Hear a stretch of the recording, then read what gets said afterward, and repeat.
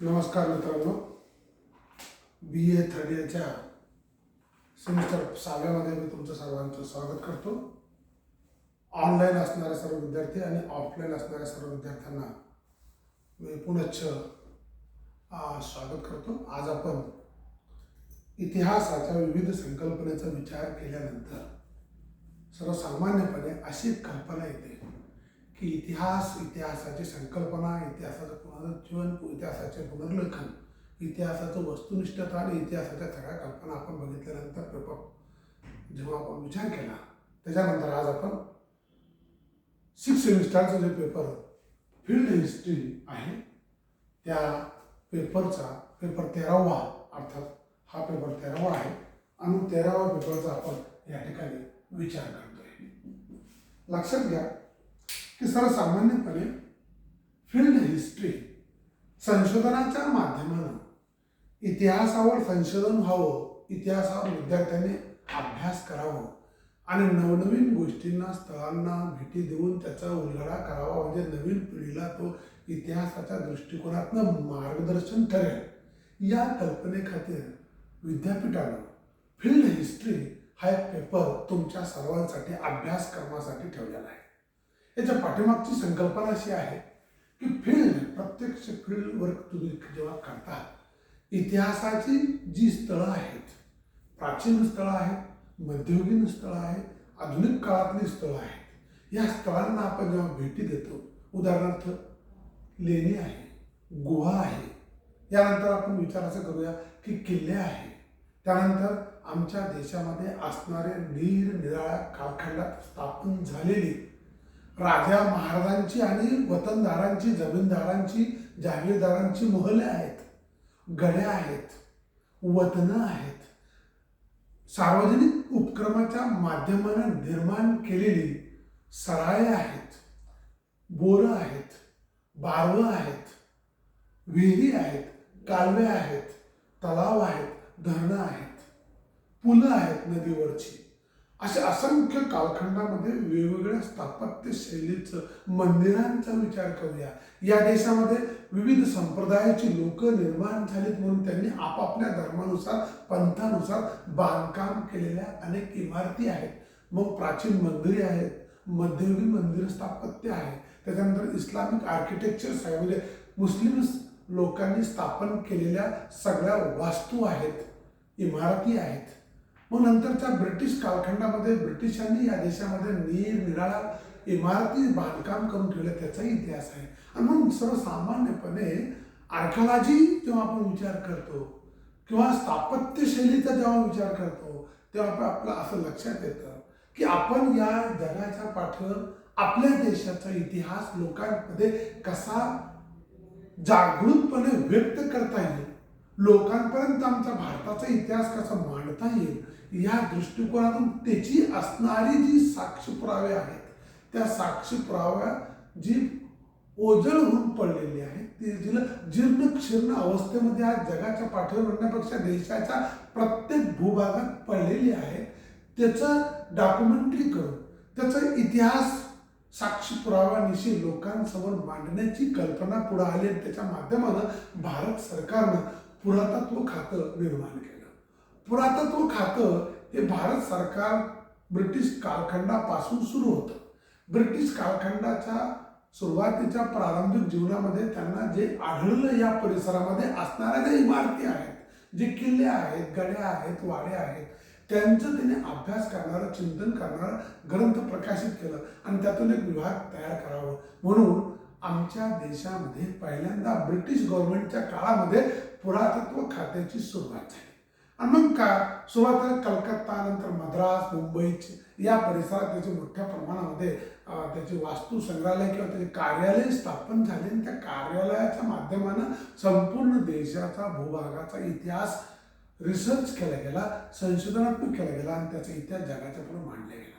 आणि म्हणून आपल्याला फील्ड हिस्ट्री पेपर 13वा जेव्हा आपण अभ्यास होतो बी ए थर्ड इयरला 6 सेमिस्टरला, तेव्हा या फील्ड हिस्ट्रीचं किंवा पारदर्शक शास्त्राचा विचार करत असताना किंवा फील्ड हिस्ट्रीचा विचार करत असताना त्याचे 3 भाग पडतात.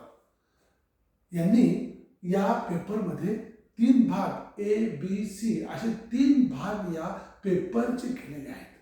पहिला जो भाग आहे तो आर्किओलॉजी आहे. त्याला आपण भारतीय पुरातत्व खातं किंवा भारतीय पुरातत्व शास्त्र असा त्याचा विचार करूया आपण. भारतीय पुरातत्व शास्त्र हा एक विभाग. मग भारतीय पुरातत्व शास्त्र हा एक विभागानंतर दुसरं त्याने दिलं म्युझिओलॉजी, म्हणजे आपण त्याला असं म्हणूया की वस्तू संग्रहालय. जी मोठ्या प्रमाणामध्ये म्युझियम आहेत, जी मोठ्या प्रमाणामध्ये वास्तू संग्रहालय आमच्या देशामध्ये मोठ्या प्रमाणात पाहावयास मिळतात, ती त्याचा विभाग, ते एक शास्त्र म्युझिओलॉजी शास्त्र. अर्थात या ठिकाणी आपण पहिल्यांदा घेतलं की पुरातत्व विभाग शास्त्र, दुसरं घेतलं आपण म्युझिओलॉजी म्हणजे या ठिकाणी वस्तू संग्रहालय, आणि तिसरं त्याने विभाग दिला C, त्याला टुरिझम म्हटलं, म्हणजे पर्यावरण किंवा पर्यटक, पर्यावरण म्हणण्यापेक्षा पर्यटक खातं. आणि म्हणून फील्ड हिस्ट्री नावाचा जो पेपर आहे त्या पेपरमध्ये ABC असे 3 विभाग आहेत. पहिला विभाग आहे आर्किओलॉजी पुरातत्व शास्त्र, दुसरा विभाग आहे वस्तू संग्रहालय, आणि तिसरा आहे पर्यटन विभाग. मग आता आपण एकेकाची माहिती घेऊया. आर्किओलॉजी कशाला म्हणायचं, तर आर्किओलॉजी म्हणजे जे दिसतंय डोळ्यांनी पडलेली जी वास्तू आहे, इमारती आहेत, त्या इमारतींचं अवलोकन करणे हा एक पहिला पूर्वप्राथमिक संकल्पनेवर आधारलेला. पण अजून जेव्हा आपण याच्यात डीप जातो, जेव्हा अजून याच्यात विचार करायला लागतो खोलावर, तेव्हा असं लक्षात येतं की राखलदास बॅनर्जी आणि दयाराम साहनी यांनी डॉक्टर मार्शल यांच्या नेतृत्वाखाली 1921 आणि 22 रोजी किंवा या वर्षी मोहनजोदडो आणि हडप्पा या 2 शहरांचं उत्खनन केलं. आणि सध्या असलेल्या पाकिस्तानच्या परिसरात असणाऱ्या सिंध प्रांतातली ही 2 नगरं जेव्हा आम्ही डॉक्टर मार्शलच्या नेतृत्वाखाली शोधून काढलं, उकरून काढलं, तेव्हा जगाच्या पाठीवर जसं ग्रीक संस्कृती आहे, रोमन संस्कृती आहे, बॅबिलोनियन संस्कृती आहे, इराणी संस्कृती आहे, इराकी संस्कृती, चीनी संस्कृती आहे, अशा विविध संस्कृत्या आहेत. त्याच्यासारखीच आमची सुद्धा भारतीय सिंधू संस्कृती आहे किंवा हिंदू संस्कृती आहे, असं आपण 1922ला जगाच्या पुढं मांडणी केली, सांगितलं. कारण केव्हा शक्य झालं ते आपल्याला, जेव्हा आपण उत्खनन केलं. म्हणजे याचा अर्थ असा, उत्खनन शास्त्र म्हणजेच आर्किओलॉजी. इथं आता हा पहिला डीपमध्ये मी ढोबळ म्हणणं आर्किओलॉजीचा अर्थ तुम्हाला काय म्हटलं होतं की जे इमारती आहेत त्याचा अभ्यास करणारं शास्त्र. पण आता डीपमध्ये गेल्यानंतर काय झालं, तो म्हणतोय की इथं पुरातत्व म्हणजे पुराण वस्तू काळापासून पडीत असलेल्या जमिनीमध्ये गाडप झालेल्या वस्तू उकरून काढणे, त्याला उत्खनन म्हणतात. हे उत्खनन करून काढलेल्या वस्तूंना त्याचं सक्षमोक्ष पुरावा करून त्यात शोध संशोधन करून हा कालखंड कोणता आहे, या वस्तूंचा संग्रह कशाचा आहे, इथं कोणाचं राज्य असावं, ही लोक कशा पद्धतीने त्याचा वापर करत असावी, त्या लोकांचे सांस्कृतिक जीवन कशा प्रकारचं असावं, त्या लोकांचं राहणीमान कशा प्रकारचं असावं, ती लोक कोणत्या धर्माला मानत असावी, ती लोक कोणत्या देवदेवतांची पूजा करत असावी, ही सगळ्या गोष्टींची अवलोकन तिथं सापडलेल्या वस्तूंच्या आधारे आपण सांगू लागलो. आता प्रश्न असा आहे की काही लोकांना असं वाटेल की सर असं कसं, तर याचं उत्तर असं आहे की समजा त्या ठिकाणी अमुक देवीच्या मूर्ती मोठ्या प्रमाणात आढळल्या, म्हणजे ते दुर्गा पूजा करीत होते, हे त्याचा पुरावा. म्हणजे स्त्री मातृत्वाला प्राधान्य देणारं हे विभाग होता.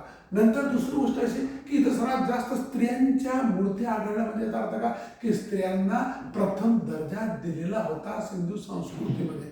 नंतर ते बैलांच्या काही इतर प्राण्यांच्या वस्तू सापडल्या, म्हणजे याचा अर्थ त्या काळामध्ये जनावर पाळण्याची प्रथा होती. म्हणजे याचा अर्थ काय, याच्यात दुसरा संकेत काय मिळतो की इथं शेती प्रधान कृषी प्रधान व्यवस्था होती आणि कृषी प्रधान व्यवस्थेमध्ये लागणारे सगळे पाळीव प्राणी तिथं उपयोगात आणली जात होती. म्हणजे सिंधू नदीच्या किनाऱ्यावर राहणाऱ्या लोकांनी सिंधू संस्कृती निर्माण केली, त्यांनी वापरलेल्या वास्तू जेव्हा उत्खननामध्ये आम्हाला सापडल्या, तर उत्खननात सापडलेल्या वास्तूंच्या आधारे किंवा वस्तूंच्या आधारे आम्ही असं निश्चित करू शकलो की भारताची संस्कृती ही अतिप्राचीन कालखंडातील आहे.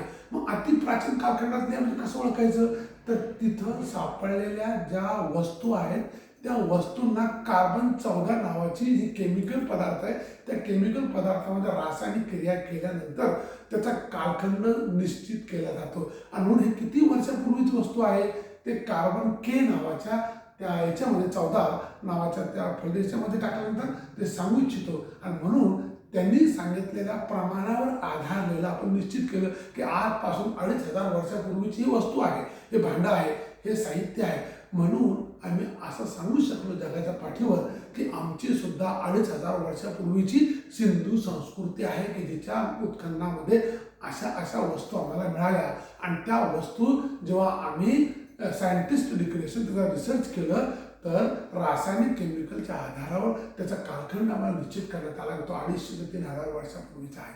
म्हणजे इतिहासाच्या माध्यमानं त्या ठिकाणी उत्खननातून सापडलेल्या वस्तूंच्या आधारे तिचं अभ्यास केल्यानंतर आम्हाला आमची संस्कृती किती श्रेष्ठ आणि किती प्राचीन आहे आणि ती लोक कशा प्रकारच्या वास्तू वापरत होत्या, त्या वास्तू वापरत असताना त्याचा उपयोग कशा पद्धतीने करीत होते, याचा इतिहासाचा सोक्षमोक्ष पुरावा आम्हाला साधनांच्या आधारे निश्चित करता आला. म्हणजे आम्ही या ठिकाणी निश्चित करूया की पुरातत्व खातं म्हणजे याचा अर्थ असा की जे उत्खननात सापडलेल्या जी वस्तू आहेत, उत्खननात सापडलेल्या ज्या काही साहित्य आहेत, त्या साहित्यांचं, त्या उत्खननात सापडलेल्या भंडारांचं, त्या उत्खननात सापडलेल्या सगळ्या मूर्त्यांचं, उत्खननात सापडलेले सगळे भांडी कुंडी असतील त्या सगळ्या वस्तूंचं जतन आणि संवर्धन करताना त्याच्यावर रिसर्च करणं, संशोधन करणं, संशोधनाअंती निर्णय घेणं. आणि मग जेव्हा राखलदास बॅनर्जी, दयाराम साहनी यांच्या नेतृत्वाखाली आणि त्यांना मार्गदर्शक असणारे त्या काळातले अधिकारी, ब्रिटिश अधिकारी म्हणजे जॉन मार्शल यांच्या नेतृत्वाखाली हे सगळं संशोधन झालं. बोलता बोलता 60 ते 67 गावं यांना शहर यांनी उत्खनन करून दाखवली. आणि आज जगाच्या पाठीवर सिंधू संस्कृतीचा व्याप किती मोठा होता, विस्तार किती मोठा होता, हे जगजाहीर सिद्ध करून दाखवलं. म्हणजे याचा अर्थ असा की पुरातत्व खात्यामध्ये, उत्खननामध्ये जमिनीत गडप झालेल्या वस्तूंचं आमच्याकडे नाही म्हणत का हो, बाजूला आपण भोकरदन आहे, 7 वेळेस पालथा झालेला शहर म्हणजे भोकरदन. म्हणजे काय झालं की भूकंप असेल, नदी प्रवाह असेल किंवा त्या काळात झालेल्या राजकीय हल्ल्यांमुळं, अशा 2-3 कारणामुळे सहसा भूकंप एक पहिला महत्त्वाचा, भूकंप फार महत्त्वाचा, दुसरं वारंवार झालेले युद्ध किंवा तिसरं नैसर्गिक आपत्तीमुळं ती संस्कृती गडप होते. आणि मग पुन्हा ते गडप झालं तर पुन्हा नवीन जीवन सुरू होतं, मग नवीन जीवन परत प्रस्थापित होतं, मग ते चालतं, मग पुन्हा ते काहीतरी भूचाल येतो, ते संपतं, परत तिसरं युग येतं. असं करत करत असं बोललं जातं की भोकरदन जो आपल्या बाजूला आहे ते 7 वेळेस पुनर्स्थापित झालेलं आहे. अशाच कालखंडाबद्दल आपण पैठण वस्ती, पैठणबद्दल बोलतो, प्रतिष्ठान नगरी पैठणबद्दल काय बोलतो आपण, पैठण वस्ती अजब दिसती नागाची ती वस्ती आहे का नाही. पैठण वस्ती अजब वस्ती नागाची वस्ती, श्री सात करणे सिमुख राजा सात करणेची, गौतमी पुत्र सात करणेची वस्ती. म्हणजे ही जी वस्ती आहे, हे जे ठिकाण आहे, सातवाहन राजाची राजधानी असलेलं ठिकाण आहे.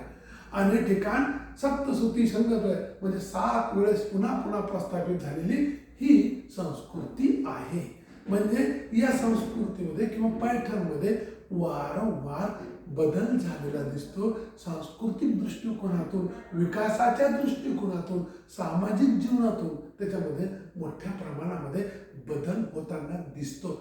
म्हणजे याचा अर्थ असा की जागतिक दृष्टिकोनातून विचार करत असताना पालथी नगरीचा अभ्यास करणे किंवा गडप झालेल्या संस्कृतीचं विवेचन करणे किंवा सांस्कृतिक देवाणघेवाणीच्या माध्यमानं लोकांपर्यंत राज्य निर्माण करण्याची प्रवृत्ती कशा प्रकारची होती ते लोकाभिमुख सांगणे, या सगळ्यांची चर्चा जेव्हा एकत्र निरनिराळ्या शोधांच्या माध्यमानं, निरनिराळ्या सापडलेल्या उत्खननातल्या वस्तूंच्या माध्यमानं आपण जेव्हा व्यक्त करतो, जेव्हा आपण सांगतो, तेव्हा आपण असं म्हणतो की पुरातत्व खात्याच्या माध्यमानं आपण त्याचा इतिहास जगाच्या पुढं मांडत आहोत. म्हणून मित्र, BA थर्ड इयरला आपला जो पेपर आहे फील्ड हिस्ट्री. फील्ड हिस्ट्री म्हणजे आर्किओलॉजी, दुसरं म्युझिओलॉजी आणि तिसरं टुरिझम. आणि म्हणून आज आपण एक टॉपिक बघूया, आर्किओलॉजी.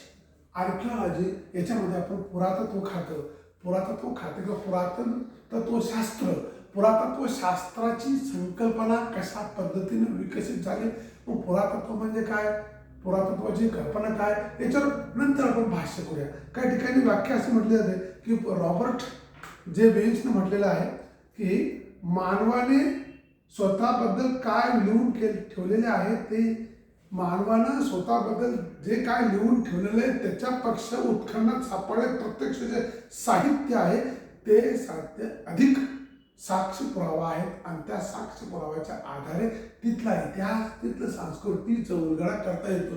म्हणून ज्याच्या आधारे संस्कृतीचा, त्या मानवाच्या जीवनाचा, इतिहासाचा उलगडा केला जातो त्याला पुरातत्वशास्त्र असे म्हणतात. ही ढोबळ मानणं त्याची व्याख्या आपल्याला या ठिकाणी सांगता येईल. काही लोकांनी त्याच्या उलट असं म्हटलं की आता बरेच इतिहासकार आहेत, कॉबर्ट्स आहे, मार्टिन व्हिलर आहे, मॅक्स आहे किंवा डॉक्टर संकलिया आहे, या सगळ्यांनी आपापल्या पद्धतीनं पुरातत्वाची वेगवेगळी व्याख्या केलेली दिसते. आणि म्हणून पुरातत्व शास्त्राचा आपण काय करू, आता व्याख्या त्याचा विचार करतो आपण, आणि नंतर मग स्कोप, आपण व्याख्या आणि स्वरूप नंतर बघू आपण स्वरूप.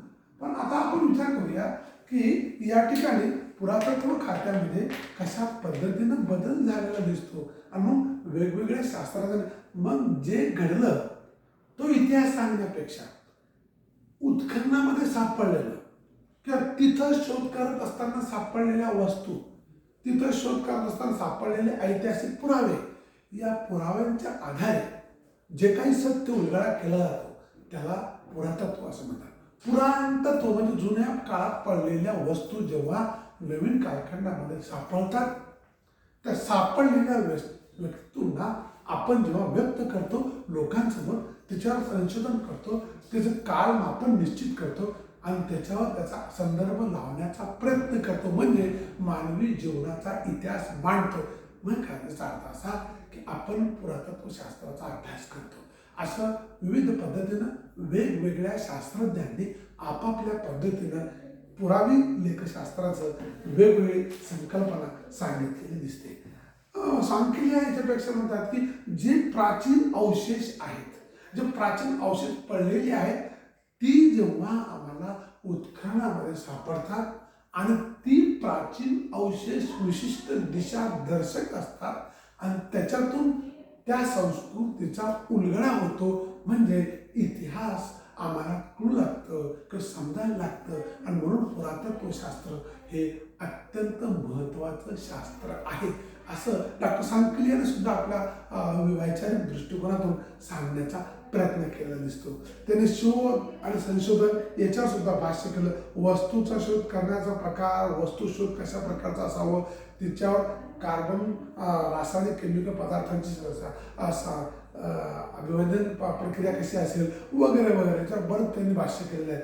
पण एक लक्षात द्या मित्रांनो की या ठिकाणी आपण इतिहासाची व्याख्या म्हणजे पुरातत्व शास्त्राच्या विविध शाखेच्या माध्यमाने केलेल्या व्याख्या म्हणजे डेफिनेशन आणि दुसरा स्कोप. म्हणजे या ठिकाणी आपल्या लक्षात येईल की स्कोप म्हणण्यापेक्षा आपण त्याला अजून नाव देऊया. आपण त्याला स्कोप म्हणण्यापेक्षा आपण त्याला काय एक नाव सुंदर, आपण तुम्हाला माहीत असलेलं नेचर फार सुंदर तुम्हाला लक्षात येतं. नेचर म्हणजे स्वरूप. आणि म्हणून आपल्या लक्षात आलं पुरातत्व खातं येऊ लागलं थोडं. पुरातत्वशास्त्र हे त्या काळातलं प्राचीन वस्तुमानाचं, प्राचीन जीवनमानाचं, प्राचीन मानवी जीवनाच्या सर्वच टप्प्यांचं इतिहासाची उलगडा करताना दिसतो. म्हणून पुरातत्व खातं म्हणजे आर्किओलॉजी हे आज जगाच्या पाठीवर सर्वश्रेष्ठ पद्धतीनं अभ्यास करणारं शास्त्र आणि त्याची ब्रँच मोठ्या प्रमाणात देशामध्ये चालत आहे आणि ते आज त्याच्यावर अनेक लोक चिंतन आणि मनन करून आपले संशोधन करत आहे. आणि म्हणून पुरातत्व शास्त्राला अत्यंत महत्त्वाचं स्थान आज जगाच्या पाठीवर आलेलं आहे. याच्याच माध्यमात तुम्हाला आता नवीन नवीन काहीतरी घटना तुमच्या लक्षात आलं की त्याचं वंश कुठला आहे वगैरे वगैरे कोणते कोणते टेस्ट सुद्धा आता नागपूर टेस्ट वगैरे पुढे आलेलं आहे. म्हणजे हे सगळं पुरातत्व विभागातून मानवी जीवनाचं मानवशास्त्राचा अभ्यास, मानव जातीचा इतिहास, संस्कृतीचा इतिहास उत्खनन करायचं. आता आपण ते बघितलं पिरॅमिडचं उत्खनन झालं, पिरॅमिडचं मोठ्या प्रमाणात उत्खनन झालं. जगाच्या पाठीवर प्राचीन वस्तू असणाऱ्या सगळ्या परिसरामध्ये आता मोठ्या जोरशोरानं उत्खनन करणं चालू आहे. ते उत्खनन जगाच्या पाठीवर एक नवीन दिशा देणारा मार्ग ठरत आहे आणि म्हणून आपल्या सुद्धा देशामध्ये अशा प्रकारचं उत्खनन व्हायला लागलेलं आहे आणि ते उत्खनन जगाच्या पाठीवर आम्ही सुद्धा काही मागं नाहीत हे सांगण्याचा वारंवार प्रयत्न करत आहे. आणि म्हणून ज्या गोष्टीच्या माध्यमानं, ज्या साधनांच्या आधारे, ज्या वस्तूंच्या आधारे आम्ही असा ठोस पुरावा सांगू शकतो की या परिसरातली संस्कृती अशा अशा प्रकारची होती, त्या लोकांचं जीवनमान अशा अशा प्रकारचं होतं, ज्या वस्तू सापडल्या, जे साहित्य सापडलं, त्या साहित्याला आपण पुरातत्व उत्खनन सापडलेले साहित्य म्हणतो. आणि म्हणून त्याचा अभ्यास करणारं शास्त्र म्हणजे पुरातत्व शास्त्र असा सरळ सरळ आपण ढोबळ मारणं या ठिकाणी अंदाज बांधू शकतो किंवा याचा विचार करू शकतो. म्हणून आपण आज फील्ड हिस्ट्री हा जो पेपर आहे तो पेपर तुमच्या समोर मी सांगण्याचा प्रयत्न करत आहे.